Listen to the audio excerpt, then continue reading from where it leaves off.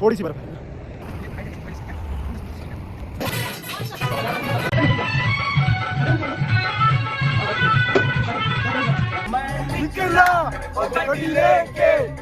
अब न कोई शिकवा न कोई। तो गाइस आज हम जा रहे हैं पिकनिक पे। तो आप देख सकते हैं रेडी वेडी हो गए हैं। हमारे साथ ये हैं सालिब भाई, सालिब। और अभी फ़िलहाल तो बहुत ही ठंड है। सुबह सुबह हमें निकलना पड़ रहा है क्योंकि हम जा रहे हैं आज, किधर जा रहे हैं? गुलमर्ग जा रहे हैं। और इसलिए थोड़ा जल्दी निकलना पड़ रहा है क्योंकि थोड़ा वहाँ पहुँचना है, घूमना वूमना है। और आज संडे भी था तो अनऑफिशियल हमने पिकनिक की। तो ये पीछे आप देख सकते हो हमारा हॉस्टल। अभी बहुत ही ठंड है, सुबह सुबह मत पूछो। देख सकते हो कितना ठंडा ठंडा मौसम है यहाँ पे।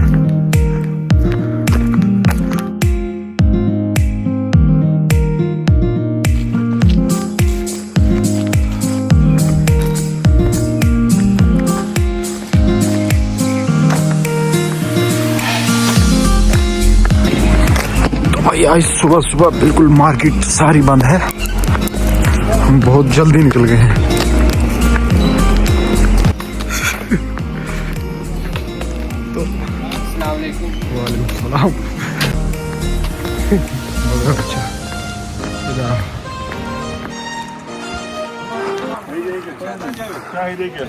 कितना एक्साइटेड हो आप पिकनिक के लिए?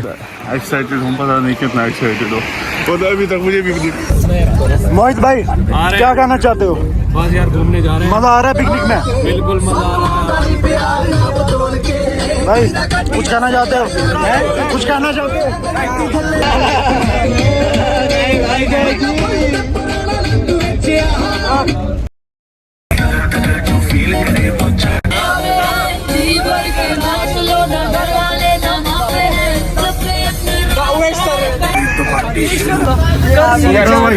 कैसा लग रहा है आपको? अल्हम्दुलिल्लाह बहुत मजा आ रहा है। जिंदगी का मजे भी इसी में है। कैसा मजा आ रहा है पिकनिक का? मैं कुछ नहीं कह सकता।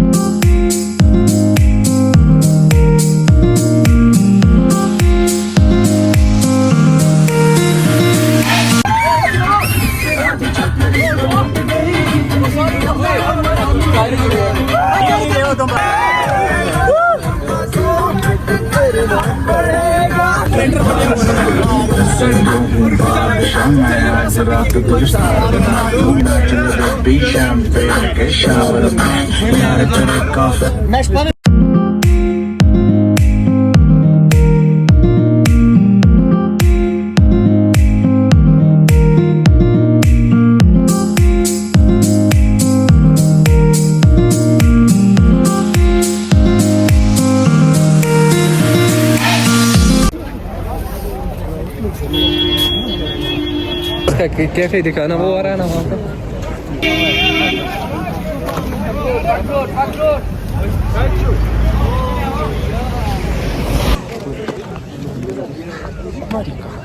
ड्रंग वाटरफॉल वाटरफॉल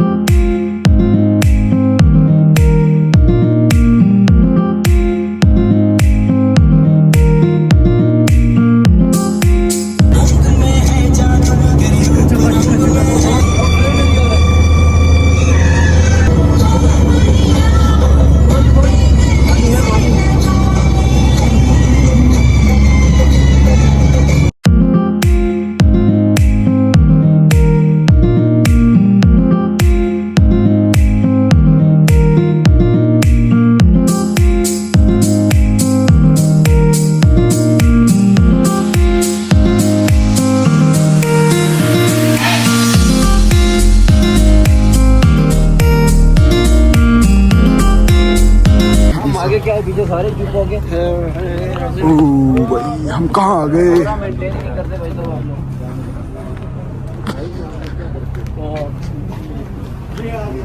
ये क्या है?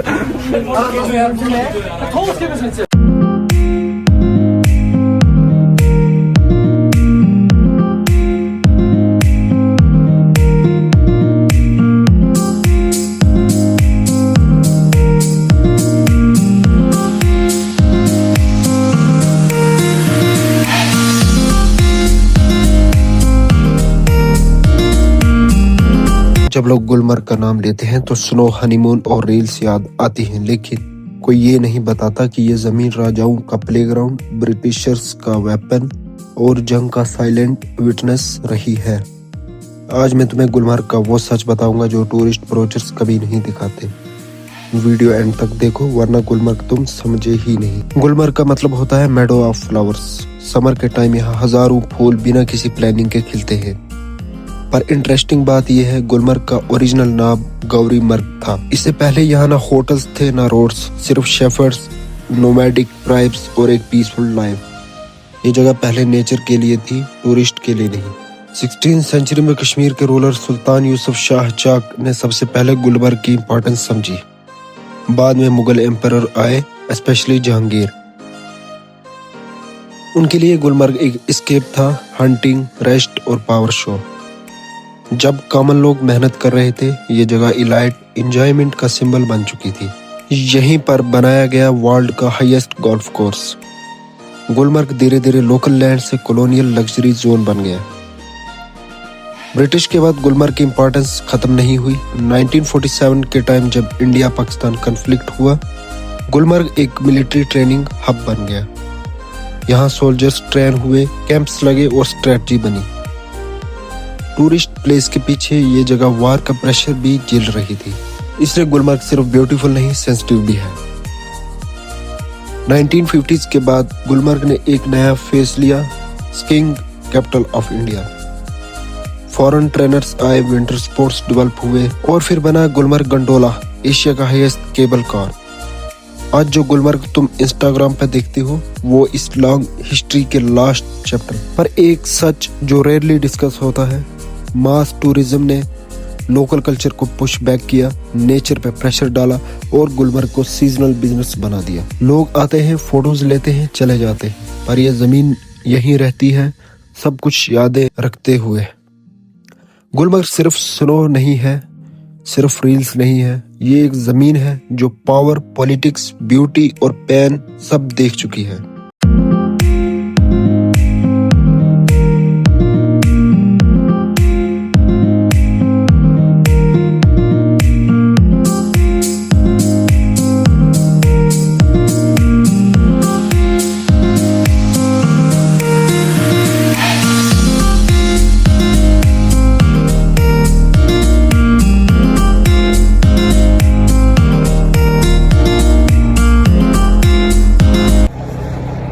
थोड़ी सी बर्फ है इधर।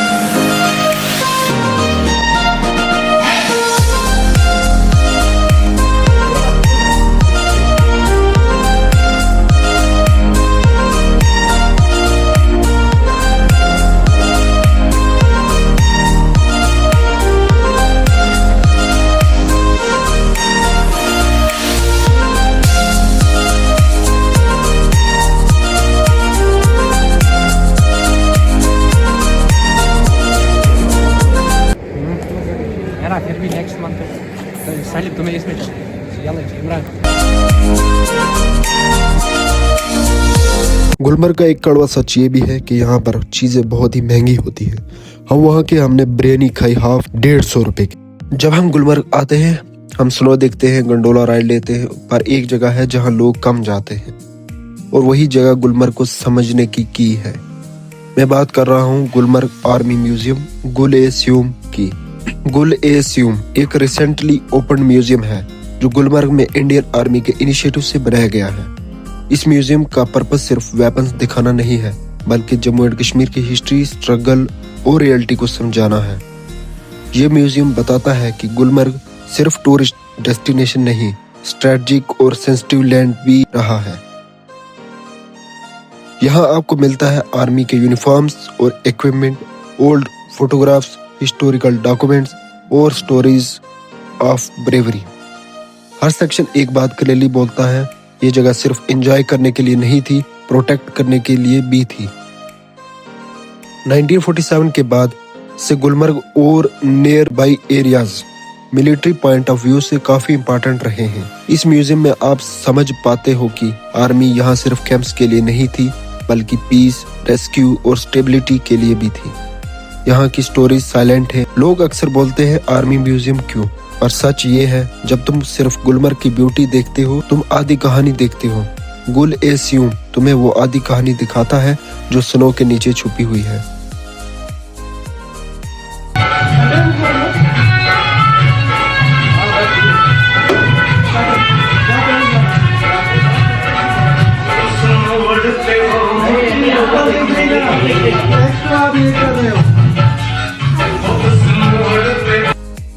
टूरिस्ट आते हैं, फोटोज लेते हैं, चले जाते हैं, पर ये म्यूजियम याद दिलाता है कि ये जमीन हिस्टोरिक भी है। अगली बार जब तुम गुलमर्ग जाओ, सिर्फ गंडोला और स्नो मत देखो, गुल-ए-स्यूम जाओ, रुको, पढ़ो, समझो, क्योंकि जब तुम किसी जगह की हिस्ट्री समझते हो, तभी तुम उस जगह का रिस्पेक्ट करते हो। गुलमर्ग ब्यूटीफुल है, पर उसकी कहानी और भी ज्यादा पावरफुल है।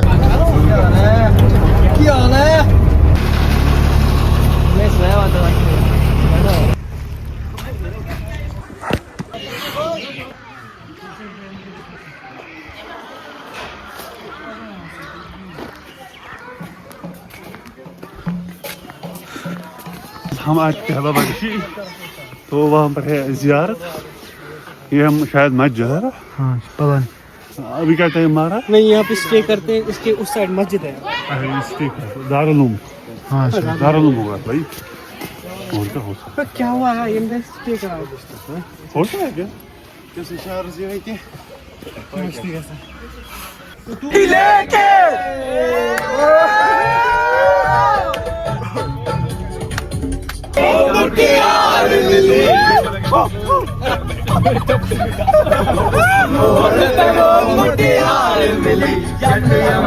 पागल हो गया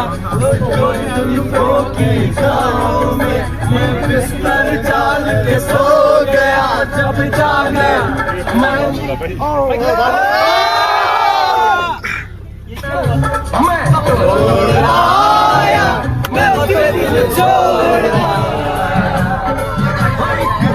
दिल छोड़ गया ना।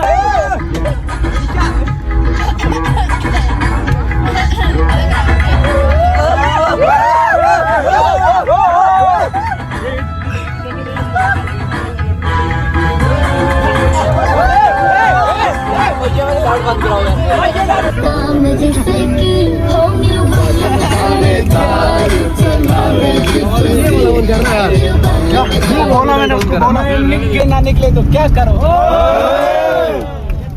गेरों की बात सुनकर छोड़ रहे हो मुझे, वो गेर भी तुम्हारे ना निकले तो क्या करोगे। जिस शख्स के पीछे गिनवाया है तुमने मुझको, जिस शख्स के पीछे गिनवाया है तुमने मुझको, उसकी तुम दूसरी मोहब्बत निकलो तो क्या करोगे। कुछ कहते कहते हम रह गए, माशाल्लाह, कुछ रह गए, कुछ सह गए, कुछ कहते कहते रह गए। मैं गलत तुम सही के खेल में कई रिश्ते बह गए। सारे शिकवे जनाब उसके हैं, सारे शिकवे जनाब उसके हैं, दिल पर सारे गज़ाब उसके हैं। वो याद आए तो नींद नहीं आती, नींद आए तो सारे ख्वाब उसके हैं। कि दुनिया में जन्नत जैसी और कोई चाह नहीं, दुनिया में जन्नत जैसी और कोई चाह नहीं, ठोकर बिना ले चले मंजिल वो कोई राह नहीं। बिना खैर, बिना मतलब खैर नहीं पूछती ये पूरी दुनिया, क्योंकि ये दुनिया है तेरी माँ नहीं।